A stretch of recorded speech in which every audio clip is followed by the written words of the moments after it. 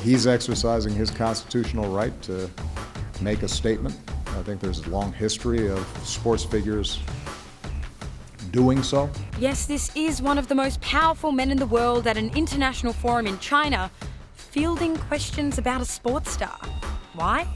Look, a lot has happened in this story over the past few weeks, but I'll just give you a quick refresher.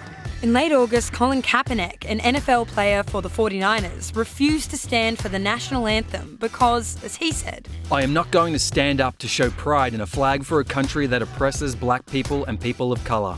There are bodies in the street and people are getting away with murder." Kaepernick stood his ground, or rather, sat. I'll continue to sit. I'm going to continue to stand with the people that are being oppressed. The simple act of sitting down in order to stand up for black rights has kind of divided the nation into what I like to call Kaepernicks and the Kaepernots.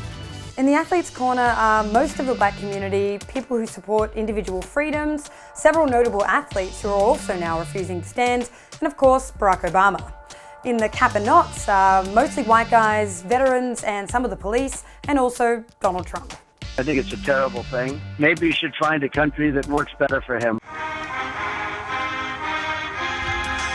One former 49ers fan even filmed himself burning Kaepernick's jersey in protest.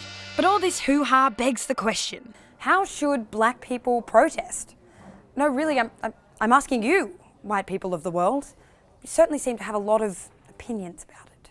Demonstrations against the South African government's strict apartheid policies. Yes, from time immemorial, black protests have come under fire. They're either too violent, and when they're not violent, they're just too protesty. There was that iconic 1968 Black Power salute on the Olympic podium, which got the athletes expelled from the Games and ended their careers. In our own country, black athletes haven't fared too well either, with Kathy Freeman and Adam Goodes hounded just for doing anything remotely black. And just this year, there were calls for an Indigenous former NRL star to hand back his Citizen of the Year award, just for daring to sit down during our national anthem. Now look, after hundreds and hundreds of years of black people being locked out of most positions of power, sport is one of the few places where black people have been celebrated and put on a pedestal, just as long as they don't use it as a soapbox, that is. But the issues are real. Violent black deaths are happening. In fact, there are protests around our country right now over the death of a 14-year-old Indigenous boy in Western Australia last week, in what some believe was a racially motivated attack. These protests have also been criticised as too violent. But when black people in Australia protest peacefully, we also get this. Selfish rabble shut city.